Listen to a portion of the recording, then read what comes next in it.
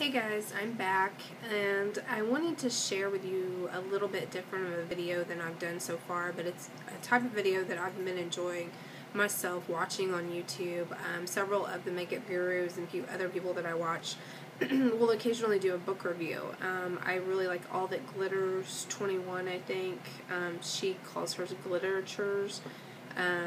I think that Miss Gold Girl, Marnie, every once in a while she'll jump on here and she'll do a book review, and there's a couple of others. So anyway, I really enjoy those, and I recently read a book that I thought would probably be worthy of me getting on here for the first time and talking about it. That book, the title of the book is called The Baker's Daughter, and I'm probably going to look down and refer to my notes because I did want to make sure that I mentioned a few things about the book. But again, it's The Baker's Daughter. It's by an author named Sarah McCoy. It was published, I believe, January 24th of this year, and it is this author's second book. I would show you the book, but I have a Kindle app for my iPad, and so I read everything digitally now. So I can't show you the front of the book. I did purchase it through Amazon.com. And I think it was around $9.99 or $12.99 for the Kindle version of the book. So, basic overview, the book follows a couple of main characters. The first main character that you're introduced to is a 17-year-old girl by the name of Elsie Schmidt, and she lives in Germany, and her family runs a bakery there. I think the year when it opens is 1944, 1945, so it is in the midst of Germany during World War II and an SS occupation. Hitler's reign at the time. So I found that to be really interesting because I know, as an American, and probably anybody in other parts of the world, I mean, Germany is completely demonized, and I think rightly so for a lot of things that happen. But then this book kind of puts a human face on some of just the regular, average, everyday people, not the SS officers, not Hitler and Himmler and all of these people that we think of when we think of Nazi-occupied Germany. We forget sometimes, I think, or at least I do, that there were normal, average, everyday people trying to go about their lives and just do the best they could for their families under the circumstances that they were given. So we meet Elsie Schmidt. We also meet her parents. Of course, as the book title suggests, her father's a baker, her mother helps in the bakery. Elsie helps herself in the bakery, and it kind of follows her story. It adds some characters in there via letters that she writes back and forth with her older sister Hazel. We're kind of introduced to Hazel in the book. Hazel's part of, and I'll probably pronounce this wrong, but it's called the Lebensborn program. That was something that I believe Himmler actually introduced. And I kind of looked this up, and I just looked it up on Wikipedia, so sometimes you have to take some of the things with a grain of salt, but it does talk about that it was commonly thought to be a Nazi breeding program where they would take young, strong Aryan girls and mate them with SS officers. It was like a coercive breeding program, I think that Wikipedia said. Some of the other little bits and pieces in there said it was a home for wives, girlfriends, or whatnot, and unmarried mothers that were attached to SS officers, or an orphanage for children. Also that they would take Polish children that looked the Aryan part and what they were looking for in children, that they would take those and they would put them in the orphanages and raise them there. And after, it also did say after the war that there was a lot of ostracism for those women and for their children that were so revered at one time, and there was complete ostracism in the general community for those people. So I thought that was interesting. I was a history major, and I had never heard of this program. So I think a lot of you focus on, I think when you talk about Nazi Germany, you focus a lot on the genetic programs and things that they were doing, experiments and things that they were doing with twins and just odd things like that with the Jewish captives, but I haven't heard as much about what they might actually have been doing with the German people. So whatever the story, it's a good story either way, whatever the truth is, and the truth is probably a little bit of everything and what you see out there. So The story also, there's another main character. Her name is Reba Adams. It is modern day, and in this case, modern day is 2007, El Paso, Texas. And Reba Adams is a journalist, and she's kind of burned out. She has a lot of family history, and the book goes into it, and I won't go into a great bit of detail there.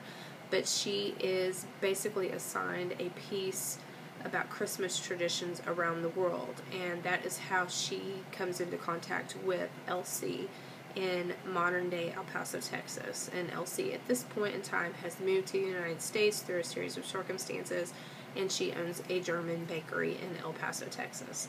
So she gets hooked up with her, and the entire book just goes along about modern day and how Reba and Elsie and their lives intertwine in their contact with each other. And then it jumps back to 1944 and 45 and young Elsie. And then basically you learn throughout the book how she got to the United States through just a series of events. I think the book's very well written, and a couple of spots I would say a negative. I think early on, until you get accustomed to the kind of back and forth, it got a bit confusing for me, maybe in the first couple of chapters, about who the character was that we were referring back to, because we do have a couple of chapters where the book goes from not Reba or not Elsie's point of view, but it jumps to actually one of the male love interests of Elsie in the book and his point of view. So it jumps around there a little bit. I found it a bit confusing. I got accustomed to it as I went along, so then I think that was just initially in the first few chapters, and found that a little bit odd. I would definitely pick up another book. The first book, and I did not write the title down, I looked it up on Amazon.com, and the first book that Sarah McCoy wrote does look interesting, and I probably will pick that up and read it. So definitely recommend it. I think it's worth the money if you are into purchasing your books on Amazon. I think if you're an Amazon Prime member, I'm not trying to make a big plug for Amazon, it's just what I'm accustomed to. But if you're an Amazon Prime member, I think it was available to be actually checked out, so you might look at that. Then I guess I should throw out probably the next book. I go through, and personally, I love to go to the bookstore, and what I do now, ever since I got my original Kindle a couple of years ago, I will go to a bookstore, I'll take my phone, if I see books that I think is interesting, because sometimes I will just troll the aisle and I will see covers that I'm like, oh, that looks really, kind of a cool cover, and I'll start reading it, and then, or, I'll read the back of it and read a little bit about it. And so what I do at that point then is just type it into my phone, and then I can go home and I can log on to my Amazon account, kind of look at the book there, and then I always anymore get a sample of the book sent to my iPad or my Kindle app on my phone, so that I can read a little bit of that book. And usually some of the books have been letting you read almost 2 and 3 chapters in, depending on the length of the book, and the shorter books are about a chapter.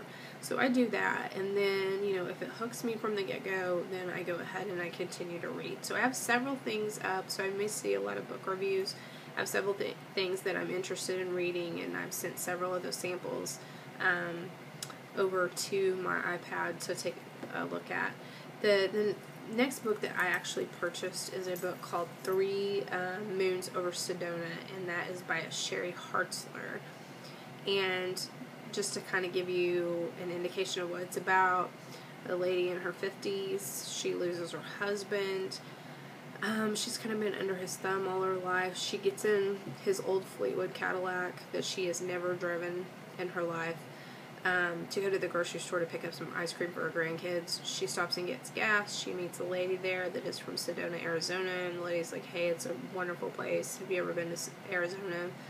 The main character says no, and basically she decides that, she's never had any adventure, she's never done anything crazy, and she hits the road and she road trips to Sedona, and that's pretty much where I'm at this point. I picked this one in particular. I didn't know anything about this author. I did send a sample, I read the sample, and I enjoyed it. I think the only reason I picked this particular book at this time is because I am going to Sedona and I'm going to Phoenix, to Sedona, whatever, in April. And so I just saw those Sedona. It looked interesting. It's a lot fluffier than the Baker's Daughter. I can tell you that right now. And just kind of as an idea, I read a little bit of everything. I love biographies and memoirs, but I love chick lit stuff. I love, just kind of more intense fiction. I like Stephen King type things. I like Preston and Child novels, especially the Agent Pendergrass novels. I like some classical things. I do like Pride and Prejudice. I'm a big fan of that. So I read a little bit of everything. So don't be surprised if anything that I come on here and I might review, because pretty much if it's in print, excuse me, if it's in print, I will check it out and I will read it. So anyway, I hope that if you're a reader, that this book review helped you a little bit. If you have any more questions about the plot or any comments or anything like that, please just put them in the comments below, and I'll be more than happy to have a conversation with you about any questions that you might have. So anyway, I appreciate it. Thanks for watching. I'll talk to you later. Bye.